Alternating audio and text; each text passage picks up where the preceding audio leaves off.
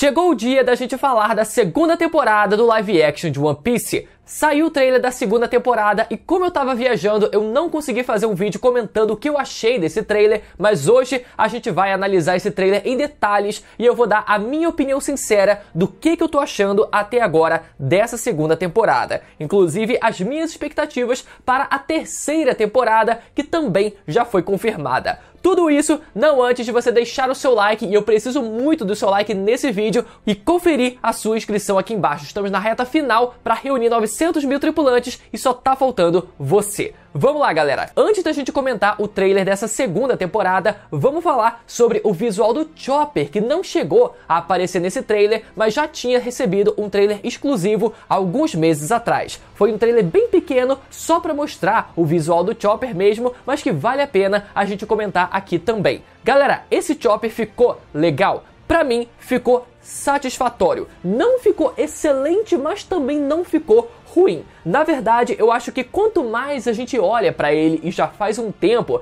que ele foi divulgado, mais a gente se acostuma com esse visual. Claro, né, que à primeira vista pode causar um leve estranhamento, principalmente porque já existiam diversas versões do Chopper em live action pra gente conseguir imaginar como ele seria, né? Imagens não oficiais e vídeos não oficiais. E eu sei que a verdade é que todo mundo queria era a versão do Dwayne Johnson como o Chopper. Agora, sério, galera, esse Chopper oficial da série pode causar um estranhamento inicial por a gente já ter uma penca de referências não oficiais muito boas espalhadas pela internet e ele não ter ficado necessariamente igual a nenhuma delas. Inclusive, existia até mesmo, né, uma expectativa de que o Chopper da série não fosse feito de computação gráfica, mas fosse usado apenas efeitos práticos de maquiagem para facilitar na produção e na interação, né, na gravação e na interação do personagem com os outros atores em cena. No caso, seria algo muito parecido com aquele ator da série Sweet Tooth, que é um híbrido de menino e viado, eu acredito, né? Tem foda também, né? Tem muito hoje em dia, tem muita gente assim hoje em dia e tá tudo bem. Nesse caso, se isso tivesse sido feito e exigir da gente muito mais uma digestão muito mais lenta para a gente conseguir se acostumar com o visual do Chopper, que fosse, na verdade, um garoto maquiado e com alguns detalhes ali que remetessem a uma rena, mas eu acho que ainda assim funcionaria de certa forma. Então, sobre o Chopper da série, eu gostei dele ter essa aparência mais escura, principalmente porque lembra justamente o Chopper do início do anime, que tem essa coloração mais escura, assim como vários personagens, inclusive, né? Só depois do time skip que ele fica mais claro, mais clarinho e principalmente mais fofinho, mais kawaii. Então esse foi um detalhe positivo por se assemelhar mais ao design original do Chopper. Agora, o único detalhe que eu não gostei desse Chopper é que ele parece muito magrinho, muito raquítico. O Chopper do anime, ele é bem mais gordinho, principalmente no começo do anime. Então, se eles só tivessem feito o modelo do Chopper mais gordinho, mais cheinho e não tão magrinho como se estivesse passando fome, eu realmente não teria do que reclamar. De qualquer forma, como eu disse, quanto mais a gente olha para esse Chopper, mais a gente consegue se acostumar com ele. E como já tem pelo menos, acredito que um mês que ele foi divulgado, eu acho que aos poucos a gente está começando a abraçar a ideia do visual desse personagem. Agora, falando dessa segunda temporada, sabemos que ela vai cobrir ao todo 5 arcos: Log Town, Reverse Mountain, Whiskey Peak, Little Garden e a Ilha de Drum. Um detalhe que vale a gente notar é que a cena final da primeira temporada, onde o bando coloca o pé em cima do baú e cada um faz a sua promessa, essa cena só acontece depois do arco de Log Town, quando eles estão prestes a entrar na Grand Line, durante, né, o arco da Reverse Mountain no caso. Já na série, eles decidiram adiantar essa cena para o final do arco de Arlong Park, né, depois que o arco de Arlong Park termina, dando até a impressão de que eles decidiram pular e cortar o arco de Log Town e já entrar na Grand Line direto. Mas não, galera, o arco de Log Town também foi confirmado para essa segunda temporada, tem até imagem oficial deles na ilha. A Log Town também aparece nesse trailer, então a série só decidiu adiantar a cena da promessa no navio para conseguir fechar a primeira temporada de uma forma mais impactante. Mas só para dar um resuminho para a gente contextualizar melhor, depois de enfrentar os perigos do East Blue, houve uma parada em Logtown, a cidade do início e do fim, onde Goldie Roger havia nascido e também sido executado, e a última parada da tripulação antes de entrar na Grand Line. Lá, Luffy quase é executado por Bug, mas é salvo por um relâmpago repentino, levantando especulações sobre o destino que o cerca. Também é em Logtown que aparecem personagens importantes como Smoker e Tashigi, que continuarão a ter relevância no futuro. É nesse arco também que Luffy é salvo do Caçador Branco por um homem misterioso com um capuz verde. Homem esse que aparece na primeira temporada testemunhando a execução do Roger. Seguindo, a travessia para a Grand Line acontece pela Reverse Mountain, um ponto de entrada onde as correntes marítimas se encontram. Nesse local, os Chapéus de Palha conhecem Laboon, uma baleia gigante que espera há décadas pelos piratas que a abandonaram, e onde conhecemos o Crocus, um médico aposentado que vive dentro dessa baleia. Eu quero ver como é que eles vão fazer isso, né? Provavelmente vai ser fácil, é só fingir, enfim, né? Vai ser fácil.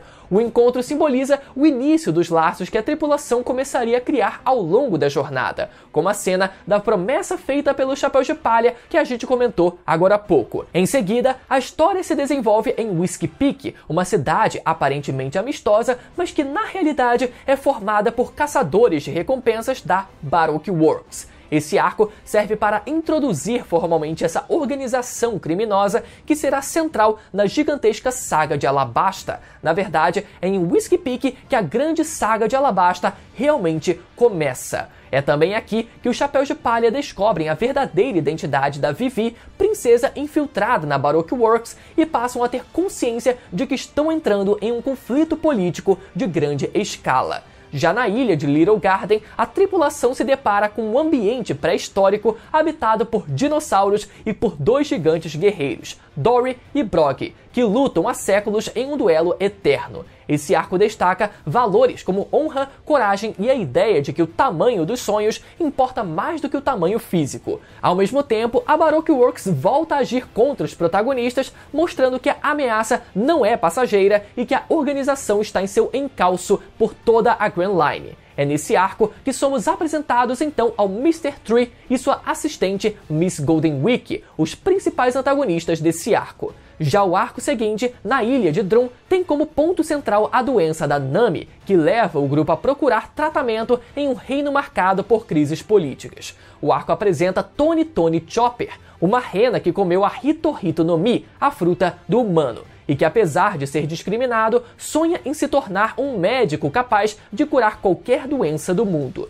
Sua história trágica, associada ao Dr. Hiruluki e ao ideal de esperança transmitido por ele, é uma das mais emocionantes do início da obra. E esse provavelmente será o grande clímax dessa segunda temporada, então é melhor vocês se prepararem com o lenço de vocês para chorarem bastante. No fim, Tony Chopper se junta oficialmente à tripulação como médico, consolidando a estrutura básica dos Chapéus de Palha para os desafios maiores que viriam em Alabasta. Então esse foi o resumo. Muita gente acreditava que essa segunda temporada também incluiria o arco de Alabasta, mas por incrível que pareça, existe muita coisa entre o final de toda a saga do East Blue e o grande clímax do arco de Alabasta. Então o clímax do conflito vai ficar para a terceira temporada, mas no final do vídeo eu falo um pouco mais sobre isso. Então, falando agora sobre os visuais de cada uma das ilhas que aparecem no trailer, o trailer já abre com um navio Going Merry avistando a gigantesca Red Line, a montanha que divide o mundo inteiro e a porta de entrada para a Grand Line. Depois, vemos o navio chegando em outra ilha, um lugar com uma série de cactos gigantes, que é a ilha de Whiskey Peak. E lá no final do trailer, vemos a Reverse Mountain, com o mar completamente agitado e a baleia Laboon no final da montanha, à espera deles, prestes a engolir o navio inteiro. Cara, todos os visuais, todos os cenários que aparecem nesse trailer são fantásticos. Eu acho que um dos pontos mais fortes dessa série de One Piece é justamente a gente poder ver esse universo tão rico, completamente insano e maluco, ganhando vida dessa forma. E isso, inclusive, né, foi algo que eu elogiei lá na primeira temporada. E até mesmo a cena do navio tentando cruzar a Reverse Mountain ficou incrível, mesmo com o mar completamente agitado, que acaba sendo muito mais complicado de fazer, de produzir, do que uma cena com o mar mais calmo, né, que também temos aqui nesse trailer. E a baleia Laboon, né, óbvio, aparecendo de fundo. Tudo isso ficou incrível. Ainda falando sobre cenários, podemos dizer assim, vemos o bando passeando por diversos lugares nesse trailer, que são os lugares que a gente já comentou aqui nesse vídeo. Então temos o Zoro e o Sanji passeando no meio de uma floresta, que é a floresta de Little Garden, quando eles saem para caçar dinossauros. Em outra cena, a gente também vê o Luffy correndo e pulando nessa mesma floresta de Little Garden, e em outra cena, o Sanji também investigando alguma coisa nessa mesma floresta. E se vocês repararem bem, do lado esquerdo da imagem tem uma estrutura branca com uma fechadura e uma corrente que foi arrebentada da porta que o Sanji abre. E essa estrutura branca muito provavelmente foi feita pela cera dos poderes do Mr. Tree. Em outro momento, vemos o bando caminhando por uma cidade enfeitada, cheia de cactos, que é justamente a ilha de Whiskey Peak. Por isso, né, a gente vê aquele monte de cacto gigante quando o navio se aproxima da ilha. Mas o cenário que eu queria destacar é um parque de diversões com um circo no meio, parece ser um circo no meio, né,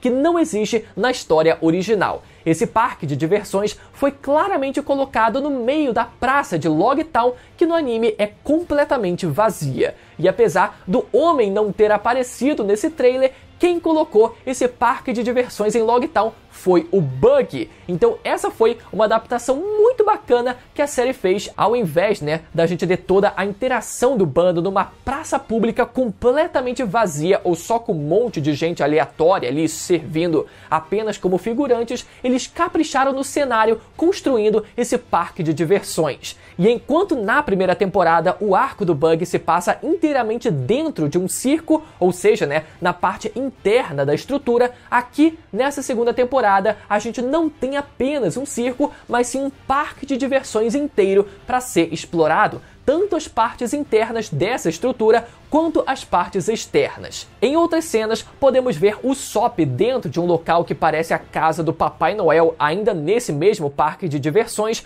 o Sanji e a Nami enfrentando uns capangas no meio desse parque de diversões, e se vocês pausarem essa cena, eles estão enfrentando, na verdade, a Álvida, a primeira vilã do Luffy e do anime de One Piece, da série de One Piece também, né, que aparece lá na primeira temporada. A gente sabe que ela se junta ao bando do Bug e os dois trabalham juntos por bastante tempo, inclusive ela também aparece em Logtown no anime. Porém, se vocês repararem bem, ela parece mais magra do que ela era na primeira temporada. Sabemos que a personagem no anime emagreceu desde a primeira derrota para o Luffy, então a grande dúvida que a gente tinha era o que a série ia fazer com a atriz. Será que eles iam simplesmente mudar a atriz? Será que a atriz ia emagrecer para continuar no papel? Ou será que ela ia continuar gordinha na série também para, enfim, né, quem sabe seguir uma certa agenda? No fim, a atriz continua atuando nesse papel, mas talvez ela tenha perdido uns quilos sim para essa segunda temporada. Ou talvez a diferença na aparência dela seja mais uma questão de figurino mesmo. Ou seja, o figurino da personagem na primeira temporada fazia ela parecer mais gordinha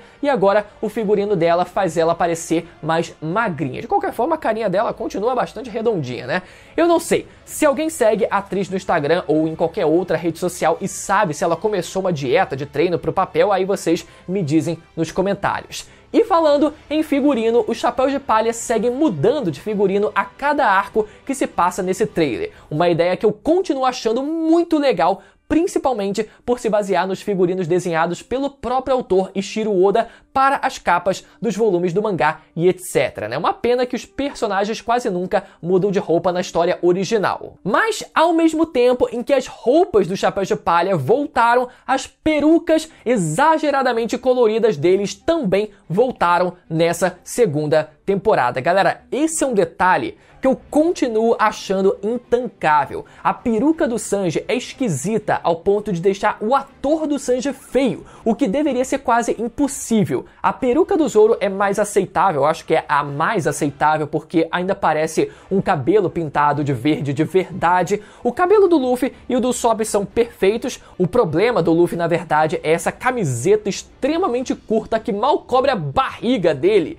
e mais parece uma roupa infantil. Deveria ser uma camiseta de um tamanho maior, mas a peruca da Nami é um negócio muito, mas muito artificial. Parece muito uma peruca barata de cosplay e não dá pra tancar. Na verdade, eu acho que o live action de One Piece ele caminha muito numa corda bamba entre tentar assumir uma identidade visual mais realista e séria, como no caso da execução do Roger, que tem um visual e uma estética muito real, ou mesmo o visual do próprio Garp, que nessa mesma cena, né, tudo parece muito sério e dramático, ao mesmo tempo em que a gente tem uma peruca gritantemente laranja jogada na nossa cara a ponto de quase cegar a gente. Esse, na verdade, eu acho que é o principal problema do live action de One Piece. Querer ser sério e caricato ao mesmo tempo e nem sempre as duas coisas conseguem se entender no meio do caminho. Mas, enfim, depois a gente pode fazer um vídeo exclusivo só sobre esse assunto. Já sobre os personagens inéditos que aparecem nesse trailer, de novo, não tivemos o Chopper, mas já tivemos um trailer exclusivo para ele. Então, sobre aqueles que aparecem de fato nesse trailer, temos primeiro o Smoker, atracando em Logtown, descendo do seu triciclo que nunca mais apareceu e foi usado no anime, o que é uma pena isso, mas o visual do Smoker tá incrível. E detalhe que eles mantiveram o Smoker fumando 2 charutos ao mesmo tempo, né? Mas eu tenho certeza que aqueles 2 charutos ali, eles estão colados um no outro. Eu duvido que na verdade, o ator ele esteja ali conseguindo segurar os 2 ao mesmo tempo, né? Deve ter até alguma coisinha para ele morder ali, um encaixezinho pra boca dele pro charuto não ficar caindo. Eu quero ver. Tivemos ainda o gigante Brog aparecendo diante do Chapéu de Palha com um figurino muito legal também. E o detalhe aqui vai para o fato deles não terem feito um gigante inteiramente feito de CGI, mas usado o clássico efeito de tela verde e perspectiva com um ator de verdade para que ele parecesse um gigante. Técnica essa que é usada no cinema desde sempre e continua sendo muito funcional até hoje. Tivemos também a Nico Robin numa cena espetacular dela abrindo uma porta com os efeitos de flores da sua fruta e usando a roupa clássica dela do Arco de Alabasta. A atriz está maravilhosa no papel e a cena foi igualmente maravilhosa. Muito pequena, muito breve, mas muito impactante. E detalhe, galera, que a atriz é russa, assim como o Oda disse que a Robin seria russa se vivesse no mundo real. E outro detalhe, né? A atriz bem branquinha. Como a gente sabe, no início da série a Robin é mais morena e depois do time skip ela volta mais branca. Muita gente tenta argumentar inclusive dizendo que antes ela vivia num deserto escaldante e depois passou 2 anos vivendo praticamente na neve, né? Mas isso é desculpa furada. Todos os personagens do bando ficaram levemente mais brancos depois do time skip, pelo menos no anime. E o caso da Robin é ainda mais específico porque ela já era mais branca na coloração do autor no mangá. Ela nunca foi esse arquétipo moreno, né, com o arquétipo clássico de uma mulher egípcia, por exemplo. Mas, honestamente, se a atriz fosse morena ou se a maquiagem tivesse deixado a personagem mais morena, mesmo que a atriz fosse mais branca, talvez para se aproximar da imagem da personagem no anime nessa primeira fase da história, assim como foi com o Chopper, por mim também estaria ótimo. Agora, uma personagem que gerou polêmica foi a Princesa de Alabasta, Vivi, interpretada por uma atriz negra, diferente do anime em que ela é indiscutivelmente branca, diferente da Robin que tem ali, né, os seus detalhes ali, as suas mudanças de mídia lá e cá. O argumento para a mudança na aparência da personagem é justamente o fato dela ser a princesa de um reino inspirado no Egito Antigo, que tinha uma diversidade genética que misturava povos africanos e povos asiáticos, ou melhor, né, do Oriente Médio. Então a mudança na aparência da personagem nessa série faz sentido. Enfim, esse é um assunto espinhoso que vale um vídeo separado também, mas como o objetivo é falar do trailer como um todo, vamos seguir com o assunto. Já no final do trailer, podemos ver o Luffy usando seu Gomu Gomu no Gatling, com os efeitos de borracha bem feitinhos. Galera, esse é outro assunto que eu queria tocar também de forma muito breve aqui no vídeo. A gente tem visto Hollywood evitar ao máximo ter que lidar com poderes de borracha na televisão e no cinema. O Luffy aqui usa muito pouco os seus poderes de borracha na série, né, considerando o tanto que ele aparece na primeira temporada. O Senhor Fantástico desse novo quarteto usa muito pouco os poderes de borracha no filme. A Miss Marvel, era esse o nome dela, né? Que também tem poderes de elasticidade, decidiram trocar o conceito do poder para que fosse mais fácil de reproduzir na série, então virou uma espécie de lanterna verde, só que meio púrpura, roxo, mas eu tenho muita dificuldade de entender isso quando a gente teve o Senhor Fantástico do primeiro quarteto que usava e abusava dos poderes de borracha dele tanto no primeiro quanto no segundo filme e nunca pareceu ter problema nenhum com isso. Poder de borracha sempre pareceu ser só mais um poder, assim como qualquer outro efeito especial do cinema. Então eu realmente não entendo como em pleno 2025, 20 anos depois do primeiro filme do quarteto, a gente tá vendo isso como um grande problema, uma grande pedra no calçado das equipes de efeitos especiais das séries e dos filmes que vão pro cinema. Bom, pra não me estender mais aqui, a conclusão é que esse trailer só entregou coisa boa. Os cenários estão maravilhosos e são a melhor coisa desse trailer. Os novos personagens também estão muito bons, né? O Chopper só poderia ser menos raquítico. E em questão de adaptação, a única grande mudança significativa para essa segunda temporada é o grande parque de diversões alocado na praça principal de Logtown. Mas de forma geral, todo o saldo é muito positivo para essa segunda temporada. E quanto à terceira temporada? Sim, teremos o grande desfecho da grande saga de Alabasta e eu realmente tô achando que a gente vai ter o arco de Skypiea ainda na terceira temporada também. Mas o que vocês acharam do trailer dessa segunda temporada? Me conta aqui nos comentários que eu quero saber. Deixa o like que é muito importante, principalmente pelo atraso aqui nesse vídeo, e confere a sua inscrição no canal para não perder os próximos vídeos sobre o universo de One Piece. Depois, quem sabe, a gente volta com mais vídeos aqui falando sobre a série em live action de One Piece com esses temas que eu comentei com vocês aqui nesse vídeo, beleza? Até a próxima, tchau!